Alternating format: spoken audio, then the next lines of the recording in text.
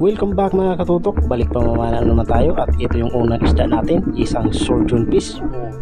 Kadlitan kung tawag sa amin. Yan, place pa yung tama mga katutok, gawa ng biglang umalis. Buti, naabutan pa rin natin mga katutok.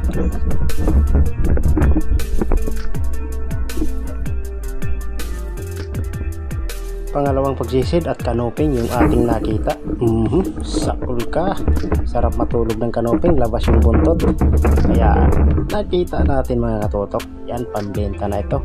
150 per kilo ito dito sa amin mga katutok. Kaparehas ito dito ng kilo dito sa amin ng Talagbago.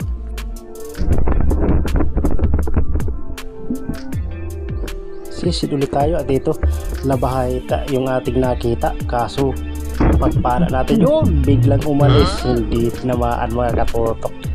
Sayang, mailap, maliwanag na kasi yung buwan mga katutok.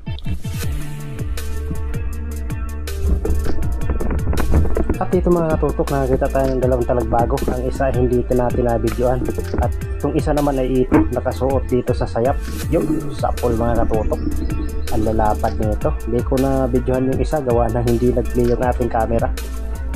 Ayos, dahil nahuli pa rin natin mga katutok itong dalawang Talagbago. Pandagdag pambenta na rin ito.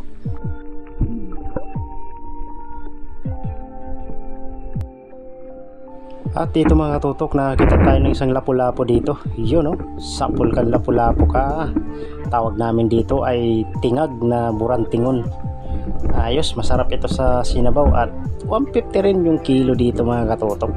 150 to 180 yung bintahan namin sa ganitong klaseng isda.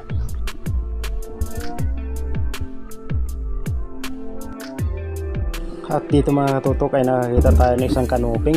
Malaki na, good size na rin ito, kaya huwag na nating palagpasin. Yun, sapol kang kanoping ka. Ayos, pandagdag pambenta na rin ito mga katutok. Ayos, at sunod-sunod yung isda natin na nakikita kahit medyo nagkulay dilaw na naman yung dagat mga katutok. Sisid ulit tayo at ito yung ating nakita, isang punong o silay naman kung tawagin dito sa amin. Yun, sapol. Ayos, masarap ito sa paksiw mga katutok, kaya pinereto. Pag sinigang ay medyo matabang ang isda na ito mga katutok, pero depende lang sa mga panlasa natin mga katutok, kasi iba-iba naman tayo ng panlasa.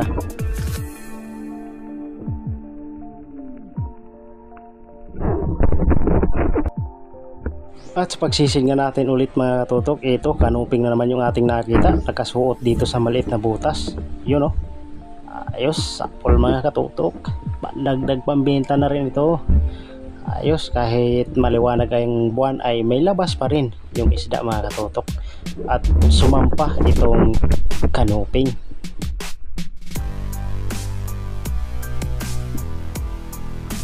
At ito mga katutok, pagsisid natin ay bigla tayo sinalubong ng danggit. Buti na lang nakapag-open tayo ng camera.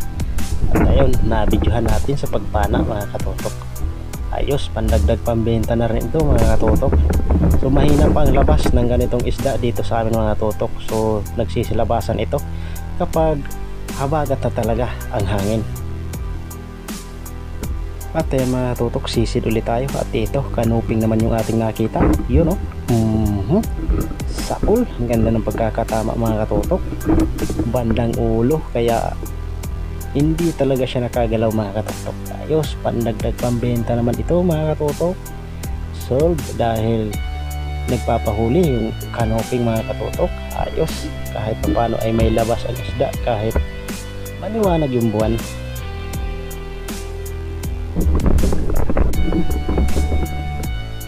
At mga katutok, napakabo. Yun, sapol ka. Ang tawag naman ng isdang ito dito sa amin mga katutok ay isdang bangaraw. So kapamilya din ito ng mga sweet lips mga katutok. Bangaraw lang yung tawag namin dito sa aming lugar. Lumalaki din ito mga katutok, umaabot din ito ng 3 kilo mahigit. At ito ay nasa kalahating kilo na siguro ito mga katutok, kaya good size nito, pambenta mga katutok.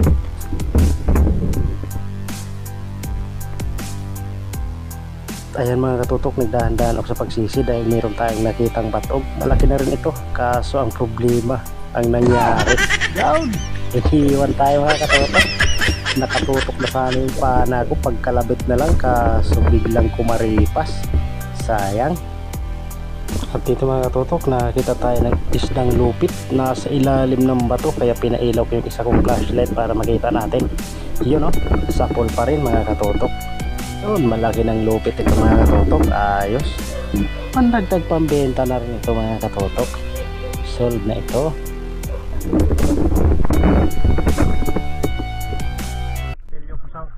Tayo mga katotok, gumilid na kami dahil mag-aalas 2 na, madaling araw.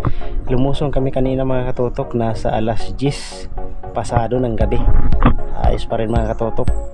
Kahit maliwanag yung buwan ay nakadali pa rin tayo, at marami din yung huli ng mga kasama ko mga katotok. At ayan, kumuha na ng mga shell yung kasama ko dahil pang ulam daw, pangkilaw, at mga sunggaki o sea urchin pinagkukuha na namin mga katotok. Ng kulay dilaw yung tubig. Yan mga katutok, sa mga bago pa lang po sa aking YouTube channel ay huwag mo nang kalimutan mag-subscribe mga katutok, pakihit ang notification bell para lagi ka pong updated sa mga video natin ginagawa kagaya nito. At ayan nga mga katutok, nandito na tayo sa bahay at ito yung mga naging huli ko sa gabing ito mga katutok. Ayos na rin dahil nakapagpamana din tayo kahit maliwanag yung buwan, at medyo may sampa rin yung isda mga katotok. Ayos. Kaso nga lang, ang naging problema namin mga katotok ay bumalik na naman yung pagkulay dilaw ng dagat. Ang daming lapak mga katotok, hindi masyado maaninag yung isda, pero ayos pa rin sa awa ng Diyos dahil pinagbiniyayaan tayo sa gabi ito. Yan mga katotok, sa mga nag-aantay po ng ating mga shoutout ay meron po tayong shoutout ngayon.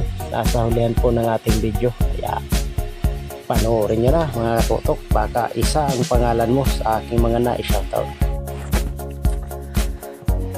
So ayan mga katotok, isang mapagpalang hapon po sa atin lahat. Ayan, so bali nandito na po tayo sa ating mga shoutout. Ayan, so balikan natin yung huli natin kagabi mga katotok. Ayan, so yung huli ko kagabi ay 3 kilo lang. So bininta natin lahat yun at bumili lang tayo ng pansit canton. Kawawa. Sobrang dalang kasi ng kagabi mga katotok, panain, tas maliwanag pa yung buwan, tapos bumalik pa yung pagdilaw ng tubig mga katotok. Sobrang labo. Kaya nahirapan tayo sa paghanap ng mga panang isda, pero ayos na rin mga katotok dahil nakapagbenta rin tayo. So ayan mga katotok, nandito na pala yung ating shoutout. So shoutout kay June Fishing TV, shoutout kay Sagay Adventure, shoutout kay GC Adventure, shoutout kay Ali Nambi, shoutout kay District 1 Spear Fishing, shoutout kay Jubinso Kulyarin, yan, shoutout kay Limon, shoutout kay Darling Gabijin, shoutout kay Di Maestro TV, shoutout kay Archie Masamayor, shoutout kay Sun Travel Adventure, shoutout kay Richard Fox, at shoutout sa magkapatid na si Renan Fishing Adventure at si Rapi Spear Fishing. Yan, shoutout. Shoutout kay Larry Amos Hilario Lakwat0. Shoutout. Shoutout kay Rosana Villahermosa from Davao City. Yan, shoutout. Shoutout kay Naldo Carmen. Shoutout kay Robin Lara. Shoutout kay Wild Rhyme Critics Tagalog Rap from WRC Production. Shoutout kay Julito, shoutout kay Jun TV Vlog, shoutout kay GP Amboy, shoutout kay Juicy Giger, shoutout kay Bisayang Niwang, shoutout kay Jurasil Pelihera, shoutout kay Mandaraga Trend TV, shoutout kay Bernard Kalulot, shoutout kay Arbok TV, shoutout kay Mario Manrique, shoutout na rin natin si Noralyn Misa, at shoutout kay Bo Adventure, shoutout kay Big Joe TV, shoutout sa mga taga Barangay Malubago na si Alfred Janson, Jose Joe Malipot at Jose Arco.